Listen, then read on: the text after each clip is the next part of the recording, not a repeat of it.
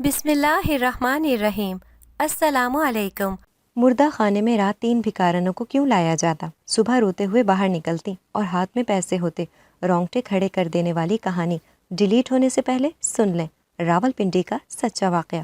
او hello hello, ادھر ادھر بات سنو۔ میں ان تینوں کے پیچھے دوڑ رہی تھی، مگر وہ شاید مجھ سے بہت بڑے فاصلے پر تھیں اور میری بات ان کے کانوں تک نہیں پہنچ رہی تھی، اور وہ روتے ہوئے سیدھا ہی وہاں سے باہر چلی گئی تھی۔ مگر اس وقت میں نائٹ شفٹ پر تھی اور ایک دوسری طرف مجھے ایک نرس بلانے آ گئی تھی کہ جلدی چلیں، ایک ایمرجنسی ہے۔ میں سیدھا ہی اس شخص کے معائنے کے لیے چلی گئی تھی اور اچھی طرح مریض کا جائزہ لے کر میں اس کے علاج کے لیے اس سے بات چیت کرنے لگی تھی۔ صبح ہی تھکی ہاری میں ہسپتال سے واپس آ رہی تھی کہ جب اچانک میری نظر پھر سے راہ چلتے لوگوں کے لیے ایک طرف روڈ پر گئی تو میں پھر سے چونک پڑی تھی کہ ارے یہ تو وہی ہے۔ فی الوقت ٹریفک سگنل شروع ہو گیا تھا اور میں گاڑی گھما کر وہاں سے سیدھا ہی اپنے گھر کی اور چل پڑی تھی۔ میں گھر پہنچی تو ماما نے سب سے پہلے میرے لیے نوکروں سے ناشتہ لگوایا اور میں ناشتے سے فری ہو کر لمبی تان کر اپنے کمرے میں جا سوئی تھی۔ ان دنوں میری نائٹ شفٹیں چل رہی تھیں اور میں صبح ہی تھکی ہاری گھر آ کر سو جاتی تھی، شام دیر سے اٹھتی تھی، اور اسی طرح میں ان دنوں بہت ہی مصروف چل رہی تھی اور میرا کہیں بھی آنا جانا نہیں ہو رہا تھا۔ میں کچھ عرصے سے کہیں آؤٹنگ پر بھی نہیں جا سکی تھی اور پھر سے 8 بج گئے تھے اور میں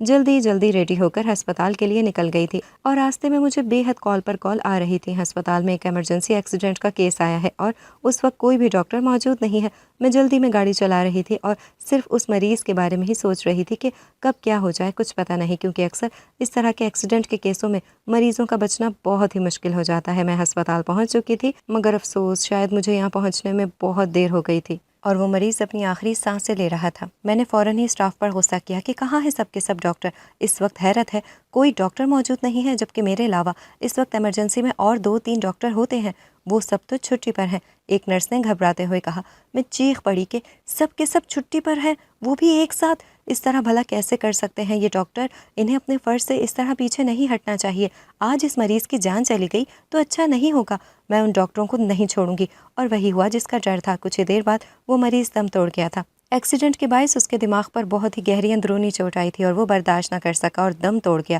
مجھے بے حد افسوس تھا یہاں پہنچنے میں، مجھے ذرا دیر جو ہو گئی تھی، مگر میرا گھر بھی تو ہسپتال سے بہت دور تھا، پھر میں چاہ کر بھی کیا کر سکتی تھی۔ مگر وہ ڈاکٹر امبرین، وہ تو یہاں سے قریب ہی رہتی ہیں، مگر وہ اس وقت کہاں تھی؟ اور ساتھ ہی اس مریض کے آخری چیک اپ کے بعد میں نے تسلی کر لی تھی کہ وہ نوجوان لڑکا اب اس دنیا میں نہیں رہا، اور اس کے ساتھ ہی میری نظریں چاروں طرف کسی کو تلاش کر رہی تھیں کہ اس شخص کے ساتھ کون تھا جو اسے یہاں لے کر آیا، مگر کوئی نہ ملا۔ صرف ایک انجان شخص نظر آیا تو بولا، میں تو سڑک پر اسے اس بری حالت میں دیکھتے ہی یہاں لے آیا تھا، مگر اس کے گھر والوں اور رشتہ داروں کا اس وقت کچھ معلوم نہیں، اور نہ ہی اس لڑکے کے پاس کوئی فون تھا، نہ ہی اس کے گھر والوں سے رابطہ کیا جائے۔ میں نے گھبراتے ہوئے اسٹاف سے کہہ دیا تھا کہ اسے مردہ خانے میں لے جاؤ، دیکھتے ہیں کیا ہوتا ہے، کیا پتہ اس کے گھر والوں کی معلومات ہو جائے یا وہی اسے ڈھونڈتے ہوئے یہاں چلے آئیں۔ میں وہاں سے اپنے روم میں چلی آئی تھی اور سر پکڑے بیٹھی تھی۔ اتنی دیر میں نرس آئی اور کہنے لگی، کیا بات ہے ڈاکٹر شانزے، آپ اس طرح کیوں پریشان ہو رہی ہیں؟ وہ دراصل کچھ نہیں۔ میں جانتی ہوں ڈاکٹر شانزے، آپ اس مریض کے مرنے پر خود کو قصوروار ٹھہرا رہی ہیں، جبکہ مجھے تو دوسری طرف ان ڈاکٹروں پر بھی شدید غصہ تھا جو سبھی غائب تھے، وہ بھی ایک ساتھ، مگر میں بے بس تھی کیونکہ میں اس وقت اس اسپتال میں نئی تھی۔ میری جاب کو یہاں کچھ ہی دن ہوئے تھے اور میں یہاں زیادہ کسی کو جانتی بھی نہیں تھی۔ یہ پہلا کیس تھا جو میرے ہاتھوں سے نکل گیا تھا، وہ مریض نہ بچ سکا۔ میں اسی کشمکش میں ساری رات ہسپتال میں سوچتی رہی۔ میں نے پھر سے ایک آہٹ سی سنی جو اس مردہ خانے کی طرف سے آ رہی تھی، اور میں نے جو ہی کان لگائے غور کیا تو مجھے کچھ وہم سا محسوس ہوا۔ صبح جب میں واپس گھر کے لیے نکل رہی تھی تو میں نے اسی مردہ خانے سے سویرے ہی کسی عورت کے رونے کی آواز سنی۔ مجھے بے حد افسوس ہونے لگا کہ شاید اس لڑکے کی باڈی لینے اس کے گھر والے آئے ہوں گے۔ میں اس طرف جاتے جاتے اپنے قدم روکنے لگی تھی کہ نہ جانے میرے وہاں جانے سے کچھ بگڑ نہ جائے، اور پہلے ہی مجھے بہت شرمندگی تھی کہ میں اس نوجوان لڑکے کو بچا نہ سکی تھی۔ کچھ دیر بعد میں نے ایک عجیب منظر دیکھا، میری تو آنکھیں ہی پھٹی رہ گئی تھیں۔ مردہ خانے سے روتے ہوئے وہی عورت نکل رہی تھی جو اس دن، مگر یہ تو بہت ہی رو رہی تھی۔ میں فوراً ہی بھاگی اور نرس سے جا کر معلوم کرنے لگی تو معلوم ہوا کہ اس لڑکے کے گھر والوں کا اب تک کچھ پتہ نہیں ہے۔ میں چونک پڑی تھی، مگر وہ عورت یہاں کیا کرنے آئی تھی؟ اور اس طرح اس کا رونا دیکھ کر میری تو جان ہی نکل گئی تھی۔ میں تھکی ہوئی واپس ہی گھر آ گئی اور آ کر سیدھا ہی اپنی ماما کی گود میں سر رکھ کر لیٹ گئی تھی کہ ماما میں بہت ہی تھک گئی ہوں، کبھی کبھی لگتا ہے یہ جاب میرے بس کی بات نہیں ہے۔ ارے میری بیٹی کو اچانک کیا ہو گیا ہے؟ وہ اس طرح ہار نہیں سکتی۔ کیا بات ہے بیٹا شانزے، تم اس طرح کیوں پریشان ہو؟ میری ماما میرے سر پر ہاتھ پھیرتے ہوئے کہنے لگی۔ تب امی کو میں نے بتایا کہ مجھ سے ایسے ایسے کل ایک لڑکے کی جان بچانے میں دیر ہو گئی، جبکہ میں ہسپتال اس وقت پہنچی تو بہت ہی دیر ہو گئی تھی۔ مگر ماما میں نے اس کی جان بچانے کی بہت ہی کوشش کی، مگر میں مجبور ہو گئی تھی کیونکہ میرے بس میں اس وقت کچھ بھی نہیں تھا۔ ارے ارے میری بیٹی، ماما میرے آنسو پوچھتے ہوئے کہنے لگی تھی کہ بیٹا یہ سب تو اللہ کے ہاتھ میں ہے، زندگی اور موت دینے والا وہی ہے، تم اپنے آپ کو قصوروار مت ٹھہراؤ، اس کی زندگی ہی اتنی تھی، تم کیوں سوچ سوچ کر ہلکان ہوئی جا رہی ہو؟ اور پھر تمہارا تو پیشہ ہی ایسا ہے بیٹا، تمہیں بہت مضبوط بننا ہوگا، ابھی نئی نئی جاب ہے، نیا نیا تجربہ ہے، آہستہ آہستہ سب ٹھیک ہو جائے گا، گھبراؤ نہیں۔ اور پھر تم ہی تو کہتی تھی نا تمہیں ڈاکٹر بننا ہے اور لوگوں کی خدمت کرنا ہے، ان کے کام آنا تمہیں بہت ہی پسند ہے، اور آج تم اس جگہ آ پہنچی ہو تو اب پیچھے ہٹنے کی بات کر رہی ہو، جبکہ تم جانتی ہو تمہیں یہاں تک پہنچنے میں نے اور تمہارے بابا نے کتنی محنت اور جد و جہد کر کے تمہیں اس قابل بنایا کہ ہماری بیٹی بڑی ہو کر ڈاکٹر بنے گی اور ہمارا سر بھی فخر سے اونچا ہو جائے گا۔ اور آج تم ماما بہت ہی افسردہ ہو رہی تھی اور مجھ سے ناراض ہونے لگی تھی، مگر میں نے ہمت کر کے خود کو سنبھال لیا تھا اور ماما کو منا ہی لیا تھا۔ ہم دونوں ساتھ ہی ناشتہ کرنے لگے تھے کہ اتنی دیر میں بابا بھی چلے آئے تھے۔ کیا بات ہے، آج تو سویرے ہی ماں بیٹی کا پیار بڑا سر اٹھا رہا ہے، اور ہمیں تو کسی نے ناشتے کے لیے پوچھنا بھی گوارا نہیں سمجھا۔ میں اور ماما ہنس پڑے تھے۔ ہم بابا کے ساتھ ناشتہ کرنے لگے تھے۔ ہم تینوں ہی اپنی چھوٹی سی زندگی میں انہی خوشیوں میں بہت ہی خوش تھے اور ہنسی خوشی اپنی زندگی گزار رہے تھے۔ ساتھ ہی مجھے بستر پر آرام کرتے وقت وہی منظر آنکھوں میں آنے لگے تھے کہ جب میں بہت ہی چھوٹی تھی اور اسکول جایا کرتی تھی، اس وقت ماما اور بابا کے پاس سرمایہ کاری میں بہت ہی کمی تھی اور ہم لوگ مڈل کلاس فیملی سے تعلق رکھتے تھے، مگر میں پڑھنے لکھنے میں بہت ہی اچھی تھی اور ذہین بھی، اور ہمیشہ کلاس میں اول پوزیشن لاتی تھی۔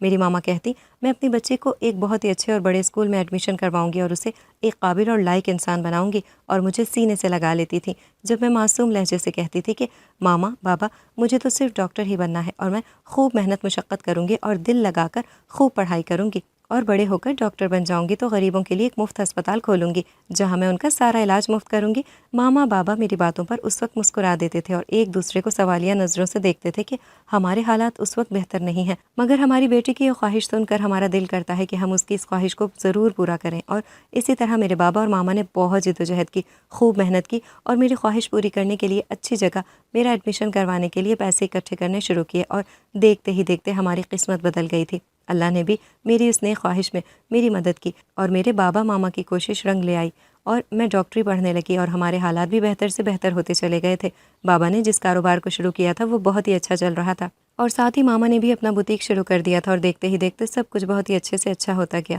اور پھر وہ دن بھی آ گئے تھے جب مجھے میڈیکل کالج میں داخلہ مل گیا تھا، اور پھر میں نے بہت ہی کوشش کی، محنت کی، سارا دن ساری رات دل لگا کر خوب جم کر پڑھائی کرتی تھی اور صرف اپنے ڈاکٹر بننے کے مقصد کو حاصل کرنے کے لیے اپنی توجہ برقرار رکھی، اور پھر دن کیسے گزرے پتہ ہی نہ چلا، اور آہستہ آہستہ 5 سال کا عرصہ بھی گزر ہی گیا تھا اور میں اچھے نمبروں سے پاس ہو کر ڈاکٹر بن ہی گئی تھی، بلکہ اپنے بیچ میں نے اس سال تیسری پوزیشن حاصل کی تھی اور مجھے اسکالرشپ بھی انعام میں میڈیکل کالج کی طرف سے دی گئی تھی، اور پھر میں 1 سال کے عرصے تک ملک سے باہر رہ کر ڈاکٹری کی ٹریننگ بھی لینے چلی گئی تھی، اور وہاں میں نے بہت محنت کی اور آج میری محنت رنگ لے آئی تھی اور میں ایک لائق اور قابل ڈاکٹر بن گئی تھی۔ اور اس ہسپتال سے پہلے میں نے اور بھی مختلف ہسپتالوں میں جاب کی تھی، مگر پھر بابا کا تبادلہ بھی راولپنڈی میں ہو گیا تھا اور میں نے یہاں سے سب سے بڑے اور اچھے ہسپتال میں جاب کے لیے اپلائی کیا تھا، اور خوش قسمتی سے مجھے یہ جاب بھی مل گئی تھی۔ آج میں فخر سے کہہ سکتی تھی کہ میں ڈاکٹر شانز مجید ایک قابل ڈاکٹر ہوں، اور میرے بابا ماما کو بھی مجھ پر آج بہت ہی فخر تھا۔ وہ سارے ہی زمانے کے سامنے سر اٹھا کر چلتے تھے کہ ان کی اکلوتی بیٹی ایک اچھی قابل ڈاکٹر بن گئی ہے، مگر بس کبھی کبھی میں ہار جاتی تھی جب کبھی میں کچھ ایسا دیکھتی تھی کہ کوئی مریض اپنی زندگی اور موت کی جنگ میں میرے ہی آنکھوں کے سامنے لڑ رہا ہوتا تھا، اور میں انہیں لاکھ بچانے کی کوشش میں ہوتی کہ ڈاکٹر ہونے کے ناطے ان کا یہ فرض ہے کہ اپنے مریض کی جان بچانے کی پوری کوشش کریں، اور جب کوئی مریض زندگی میں لوٹ آتا تو مجھے بہت ہی خوشی ہوتی تھی، مگر اس روز وہ نوجوان لڑکا، اس کا افسوس آج تک مجھے ہوتا تھا کہ کاش اس وقت میں تھوڑا جلدی پہنچ گئی ہوتی۔ مگر ان دنوں میں بہت ہی عجیب چیزوں کو اپنے ارد گرد دیکھ رہی تھی کہ اکثر مجھے مردہ خانے سے رونے کی آوازیں آتی تھی، اور سویرے ہی میں وہاں سے 2-3 عورتوں کو نکلتا ہوا دیکھا کرتی تھی، مگر اس سناٹے میں کیونکہ اس وقت تو سارا ہی اسٹاف سویا ہوا ہوتا تھا یا اپنی ڈیوٹی ختم کر چکا ہوتا اور شفٹ بدلنے ہی والی ہوتی، نہ جانے مجھے بہت ہی عجیب محسوس ہوتا تھا۔ اب تو دل بھی ڈرنے لگا تھا، ایک خوف سا آتا تھا اس مردہ خانے کی طرف جاتے ہوئے بھی۔ ایک روز تو مجھے نرس امرین نے بھی عجیب کشمکش میں ڈال دیا تھا، کہنے لگی ڈاکٹر شانزے کچھ دنوں سے سننے میں آیا ہے کہ وہاں اس مردہ خانے کی طرف کچھ آہٹ ہوتی سنی گئی ہے، مگر وہاں تو کوئی جاتا بھی نہیں۔ سب کا یہی کہنا تھا کہ وہاں اثرات ہیں، مگر ہم ڈاکٹر بھلا ان سب باتوں کو کہاں مانا کرتے تھے، اور میں تو ہنس ہی پڑی تھی کہ امرین تو پاگل ہی ہو گئی ہے اور کیسی بچوں والی باتیں کر رہی ہے۔ پھر اچانک میرے ذہن میں سوال آیا اور میں نے کہا، امرین اچھا کیا ہوا اس نوجوان لڑکے مدثر کا؟ اس کے گھر والوں کا کچھ پتہ چلا؟ ارے کہاں میڈم، اسی بات نے تو سب کو ہلا کر رکھ دیا ہے، کیونکہ اس لڑکے کی باڈی وہاں مردہ خانے سے اچانک غائب ہو گئی ہے، اور ریکارڈ کے مطابق اب تک تو کوئی اس کے گھر والا اسے لینے بھی نہیں آیا۔ مگر یہ کیسے ہو سکتا ہے بھلا، کیسے؟ میں اچانک کرسی سے کھڑی ہو گئی تھی، مجھے کچھ سمجھ نہیں آ رہا تھا۔ دوسری طرف واپسی پر جب میں روز سویرے اس بھکارن کو میں جب بھی روڈ پر بھیک مانگا دیکھتی تو اسے خالی ہاتھ نہ جانے دیا کرتی تھی۔ میں اسے آوازیں دیتی مگر وہ تو مجھ سے نظریں چرانے لگتی اور گھبرا جاتی اور جلدی سے میرے ہاتھ سے پیسے لیتی اور نکل جاتی تھی۔ نہ جانے اس کی آنکھوں میں مجھے ایک عجیب سی بے چینی دکھائی دیتی تھی، اور میں بہانے سے روز اسے پیسے دینے کے بہانے بلاتی، مگر اس سے پہلے میں کچھ بات کروں وہ وہاں سے غائب ہو جاتی تھی۔ جس دن سے مجھے نرس امرین نے اس مردہ خانے کے بارے میں بتایا تھا، میرا دل ماننے کو تیار ہی نہیں تھا۔ میں نے واپسی پر جب وہ آوازیں پھر سے سنی تو چھپ کر دیکھا کہ وہاں سے پھر 3 خواتین نکل رہی تھیں، اور ان لوگوں نے اپنے آپ کو ایک بڑی سی چادر میں ڈھانپا ہوا تھا اور ان کا چہرہ بھی ٹھیک سے دکھائی نہیں دے رہا تھا۔ مگر اس وقت جلدی میں ایک عورت کے ہاتھ سے وہ بیگ گر گیا تھا اور وہ جلدی جلدی سے سب کچھ سمیٹ کر وہاں سے چوری چھپے نکل چکی تھی۔ جب میں اس طرف پہنچی تو دنگی رہ گئی تھی، وہاں تو 2-3 نوٹوں کی گڈیاں پڑی ہوئی تھیں، اور میرا دل زور زور سے دھڑکنے ہی لگا تھا۔ مجھے تو کچھ بھی سمجھ نہیں آ رہا تھا کہ یہ سب کیا ماجرا ہے، مگر جب وہ عورتیں ان نوٹوں کو زمین سے اٹھا رہی تھیں تو اس کا ایک ہاتھ جلا کٹا ہوا تھا، اور اس کے ہاتھ سے ٹپکتا ہوا خون وہاں اب بھی زمین پر گرا ہوا تھا، اور وہ رونے کی آوازیں، کہیں یہاں ان عورتوں کے ساتھ کچھ غلط کام تو نہیں، کہیں ان کی عزتوں کے ساتھ، کیا ان سب میں یہاں کے ڈاکٹروں کا ہاتھ؟ بھلا میں یہ سب بالکل بھی یقین سے نہیں کہہ سکتی تھی، کیونکہ اس وقت میرے پاس کوئی ثبوت نہیں تھا سوائے اس کے کہ میں نے وہاں ان عورتوں کے چیخنے چلانے کی، رونے کی آوازیں سن رکھی تھی۔ مگر یہ نوٹ، ان کا ان سب سے کیا تعلق؟ میں یہ سب سوچتی ہوئی وہاں سے واپس گھر کی طرف چل پڑی تھی، اور اس وقت میرے سر میں شدید درد ہونے لگا تھا۔ میں اس وقت ٹریفک میں پھنسی ہوئی تھی اور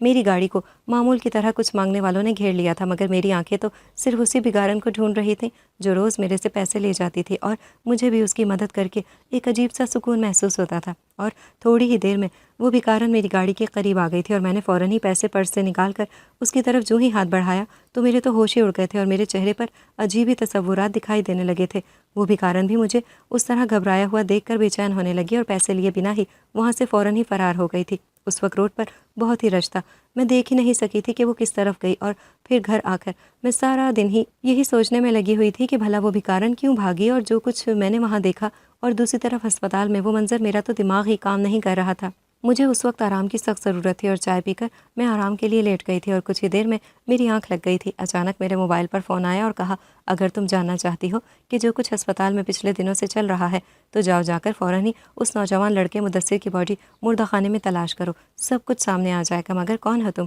اور مجھے کیا بتانا چاہتے ہو؟ مگر اتنی دیر میں تو فون بند ہو چکا تھا، اور ساری رات میں ٹھیک سے سو نہیں سکی تھی۔ وہ فون کس نے کیا تھا اور کون تھا وہ انجان شخص؟ اور دوسری طرف وہ بھکارن اور وہ عورتیں جو ہسپتال میں، وہ رونے کی آوازیں اور وہ نوٹوں کی گڈی، میرا تو سوچ سوچ کر ہی دماغ پھٹنے لگا تھا۔ اگلے دن جو ہی میں ہسپتال پہنچی تو سب سے پہلے میں نے امرین کو بلایا اور کہا، سچ سچ بتاؤ یہاں کیا چل رہا ہے، اور وہ لڑکا مدثر، اس کی موت کیسے ہوئی اور اس کی باڈی کہاں گئی؟ مگر آج تو امرین کا رویہ ہی بدلا ہوا تھا، کہنے لگی، یہ کیا زور زبردستی ہے میڈم، اور کون مدثر، کون سا لڑکا، کون سی باڈی؟ میں نے غصے سے گھورا اور کہا، وہی مدثر، یاد کرو، جس کی اس دن میرے آنے سے پہلے موت ہوئی تھی، کہاں ہے اس کی باڈی؟ وہ لڑکا، ارے میڈم اس کی باڈی تو اس کے گھر والے یہاں سے اگلے دن ہی لے گئے تھے، مگر تم نے تو مجھ سے کچھ اور ہی کہا تھا۔ میں اسے گھورتے ہوئے سوالات کر رہی تھی۔ وہ بے حد پرسکون تھی اور کہنے لگی، لگتا ہے نائٹ شفٹنگ کر کر کے آپ کا دماغ کام نہیں کر رہا، آپ کچھ دنوں کی چھٹی لے کر گھر پر ہی رہ کر آرام کریں۔ میں نے کب کہا؟ میں نے ایسا کچھ نہیں کہا تھا۔ امرین مجھے الٹے ہی جواب دے کر وہاں سے چلی گئی تھی۔ میں نے سوچا، یہ مجھے اس طرح اچانک چھٹیاں لے کر جانے کو کیوں کہہ رہی ہے، جبکہ جانتی بھی ہے کہ یہاں ایک ڈاکٹر کی کمی کے باعث بھی بہت کچھ بگڑ جاتا ہے، پھر بھی مگر کچھ تو گڑبڑ تھی۔ میں رات دیر ہونے کا انتظار کرنے لگی تھی اور ادھر ادھر ٹہل لگا رہی تھی، اور بہانے سے میں مردہ خانے میں چلی گئی تھی، اور سب سے پہلے میں نے ریکارڈ دیکھا تو واقعی اس میں مدثر کے گھر والوں نے اس کی باڈی لے جانے کا بیان دیا ہوا تھا، ان کے پیپر پر سائن بھی تھے، مگر میرا دل اب تک مطمئن نہیں ہو رہا تھا، اور میں نے کسی کے آنے سے پہلے ہی سارے برف خانے کھود کھود کر دیکھے، اور پھر میرے تو پیروں تلے سے زمین ہی نکل گئی تھی۔ مردہ خانے میں تو اس وقت بھی مدثر کی باڈی موجود تھی، اور اسے دیکھتے ہی میں چونک کر پیچھے ہٹ گئی تھی، جبکہ امرین اور ریکارڈ کے مطابق اس کی باڈی گھر والے لے جا چکے تھے، اور دوسری طرف امرین نے کہا تھا کہ یہاں اثرات ہیں، اور کچھ ہی دیر میں مجھے رونے کی آوازیں سنائی دینے لگیں، اور میری آنکھیں پھٹی ہوئی تھیں جو ٹکٹکی باندھ کر مردہ مدثر کو گھور رہی تھی۔ اس وقت میں نے ہمت باندھے رکھی اور وہاں سے وہ کچھ اپنے دل اور دماغ میں لے کر باہر آئی، اور باہر آتے ہی میں نے اپنے چہرے کے اڑے ہوئے رنگ کو ٹھیک کیا اور پسینہ صاف کیا۔ اتنی ٹھنڈ میں بھی خوف کے عالم کے مارے میرے تو پسینے ہی چھوٹ گئے تھے، اور میں واپس اپنے روم میں چلی آئی تھی، اور اب میں نے آنکھیں بند کرتے ہی ذہن پر زور ڈالا تو سب کچھ میل کھا رہا تھا۔ وہ بھکارن کا روز میرے سامنے آ کر نظریں چرانا، اور اس دن بھاگ جانا جب میں نے اس کا ہاتھ دیکھا، اور وہ عورت جو 3 خواتین یہاں سے سویرے ہی روتے ہوئے باہر آتی دکھائی دے رہی تھی، اور پھر اس دن وہ گرے ہوئے پیسوں کی گڈیاں اٹھانا، اور وہ ٹپکتا ہوا خون، وہ کٹا ہوا ہاتھ، اور میرے پاس اچانک فون آنا، وہ آواز بھی جانی پہچانی، اور ساتھ ہی وہ نوجوان لڑکے کی لاش اور اس کے وہ مناظر جو میں نے آج اپنی آنکھوں سے دیکھے تھے۔ میرے تو رونگٹے ہی کھڑے ہو گئے تھے۔ مجھے بہت ہی سوچ سمجھ کر آگے قدم رکھنا تھا، اور ایک ایک قدم پھونک پھونک کر رکھنا تھا۔ مگر کیا امرین ٹھیک کہہ رہی تھی؟ اس وقت مجھے آرام کی سخت ضرورت تھی، اور یہ سب صرف میرا وہم تھا یا پھر معاملہ اس کے بالکل ہی برعکس تھا؟ بہت سوچنے سمجھنے کے بعد میں نے ٹھان لی تھی کہ اب میں یہاں بالکل بھی نہیں رہ سکتی اور اپنے ذہن پر اور بوجھ نہیں ڈال سکتی، کیونکہ مجھے اس وقت آرام پر جانا تھا۔ میں نے درخواست لکھی اور ہسپتال میں مینجمنٹ کو دے دی، اور 2 ہی روز میں ان کا جواب آ گیا تھا۔ انہوں نے میری درخواست منظور کر لی تھی اور مجھے 1 مہینے کی چھٹیاں دے دی تھیں۔ میں آرام کے لیے آؤٹنگ پر چلی گئی تھی، اور دوسری طرف یہاں ہسپتال میں وہ منظر سامنے آیا تھا۔ سب کے اوپر ہی قیامت ٹوٹ پڑی تھی، جہاں ایک طرف میرا شک سچ ثابت ہونے لگا تھا کہ وہ بھکارن وہی تھی جسے اکثر میں ہسپتال کے مردہ خانے سے ان باقی 2 عورتوں کے ساتھ باہر آتا ہوا دیکھا کرتی تھی۔ وہ بھکارن بھی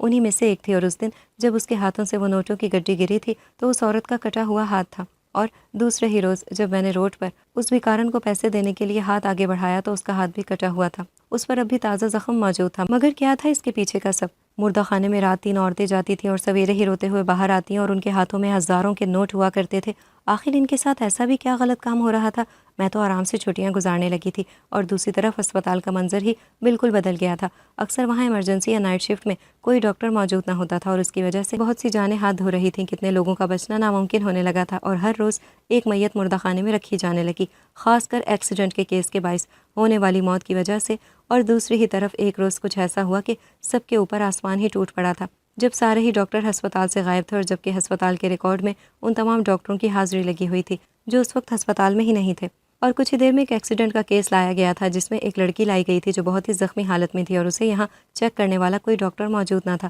اور دیر ہونے کے باعث وہ لڑکی بھی موت کی نیند جا سوئی تھی۔ مگر افسوس، یہ دوسرا واقعہ تھا۔ اس لڑکی کے ساتھ بھی کوئی جان پہچان کا بندہ موجود نہ تھا، اور نہ ہی اس کے پاس کوئی ایسی چیز کہ اس کے گھر والوں کو معلوم کیا جا سکتا، اور راہ چلتے لوگوں نے اسے روڈ پر پڑا دیکھ کر اسے ہسپتال منتقل کر کے وہ لوگ چلے گئے تھے۔ اور اسی وقت دوسری طرف اس مردہ خانے میں وہ 3 بھکارن آ گئی تھی، اور کچھ ہی دیر میں اس لڑکی کی لاش کو بھی اسی مردہ خانے میں رکھا گیا تھا جو امرین کے ذمے کا کام تھا۔ وہ اپنے ہی 2 اسٹاف کے لوگوں سے یہ کام کرواتی تھی۔ اس لڑکی کی لاش کو مردہ خانے میں رکھ کر وہ لوگ چلے گئے تھے، اور کچھ ہی دیر بعد وہ بھکارن کے سامنے وہ سچ آیا کہ سب کے ہوش خطا ہو گئے تھے۔ اچانک وہاں کچھ لوگوں کا ڈاکٹروں کے لباس میں اندر آنا ہوا، اور ان لوگوں نے ان بھکارنوں کو بے حد مجبور کر دیا کہ وہ یہ گھنونا کام سر انجام دیں جو شرمناک کام اس سے پہلے اس لڑکے مدثر کی لاش کے ساتھ ہوا تھا۔ ان بھکارنوں نے روتے ہوئے، چیختے چلاتے ہوئے، اپنے ہاتھوں سے کانپتے ہوئے جب اپنا کام شروع کیا تو اچانک ہی وہ مردہ خانے کی لڑکی اٹھ بیٹھی، اور ان بھکارنوں کے سر پر بندوقیں تانے کھڑی ہو گئی تھی، اور سامنے وہ لوگ جو ڈاکٹروں کے لباس میں تھے وہاں سے فرار ہونے لگے، اور انہیں بھی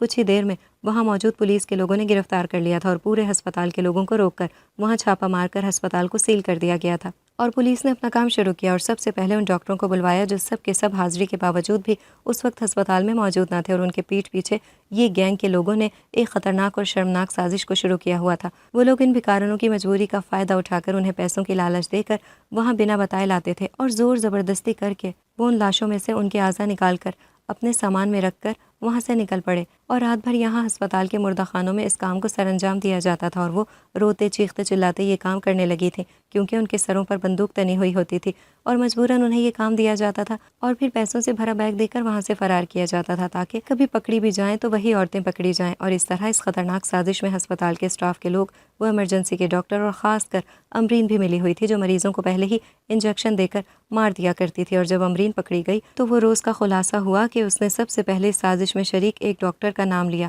تو سبھی حیرت زدہ رہ گئے تھے۔ وہ نام تھا ڈاکٹر شانزے، جو اس وقت چھٹیوں پر گئی ہوئی تھی۔ مگر پولیس نے جب ساری سچائی جان لی اور بھکارن کا بیان لیا اور ان سبھی قصوروار ڈاکٹروں کو گرفتار کیا تو ڈاکٹر شانزے کے نام کا اریسٹ وارنٹ جاری کیا۔ مگر کچھ ہی دیر میں ان بھکارنوں کے بیچ ایک بھکارن نے جب اپنا چہرہ دکھایا اور چادر ہٹائی تو امرین چونک پڑی تھی، کیونکہ وہ بھکارن کی جگہ اس وقت ڈاکٹر شانزے خود تھیں، جو یہ سارا سچ سامنے لانے کے لیے چھٹیوں کا ناٹک کر کے اس بھکارن کی جگہ چلی آئی تھی، اور انہوں نے ہی بتایا کہ وہ بھکارن جس کا ہاتھ کٹا ہوا تھا وہ بار بار جان کر میرے سامنے آتی تھی اور مجھے آنکھوں کے اشاروں سے کچھ سمجھانا چاہتی تھی، اور جب آخری بار اس نے میرے نمبر پر فون کیا اور کہا اس لڑکے مدثر کی لاش ڈھونڈو، معلوم ہو جائے گا، ڈاکٹر شانزے نے اسی وقت اس لاوارث مدثر کی لاش سب کے سامنے رکھی تو اس کے جسم میں سے واقعی وہ اعضاء غائب تھے جو بہت ہی مہنگے داموں میں باہر ممالک میں آرگن ٹرانسپلانٹ کے لیے بھیج دیے جاتے تھے، اور اس طرح یہ شرمناک کام ان مردوں کے اعضاء نکالنے کا اس اسپتال میں جاری رہا، اور آج ڈاکٹر شانزے کے ذریعے سبھی پکڑے جا چکے تھے، سارا سچ سامنے آ گیا تھا۔ اس بیکارن کو مجبور کیا جاتا تھا کہ وہ اپنے ساتھ روز 2 بیکارن لائے گی اور یہ کام کرے گی، اور وہ بیٹے کی وجہ سے مجبور تھی، اس کا 5 سالہ بیٹا جو ان گینگ کے لوگوں نے اغوا کر رکھا تھا، اور وہ بیکارن بار بار جان بوجھ کر ڈاکٹر شانزے کے سامنے آتی تھی کیونکہ وہ جانتی تھی کہ وہ ڈاکٹر اس وقت وہاں نئی ہے اور اس سازش سے بے خبر ہیں جو سالوں سے اس ہسپتال میں چلی آئی تھی، اور وہی اس کی مدد کر کے ان تمام لوگوں کو بچا سکتی ہیں اور اس ہسپتال کا راز سب کے سامنے لا سکتی ہیں۔ اگر آپ کو ہماری آج کی کہانی پسند آئی ہے تو اسے لائک کریں، شیئر کریں اور چینل کو سبسکرائب کرنا مت بھولیے گا تاکہ آپ کو ہر نئی آنے والی ویڈیو کا نوٹیفیکیشن بر وقت ملتا رہے۔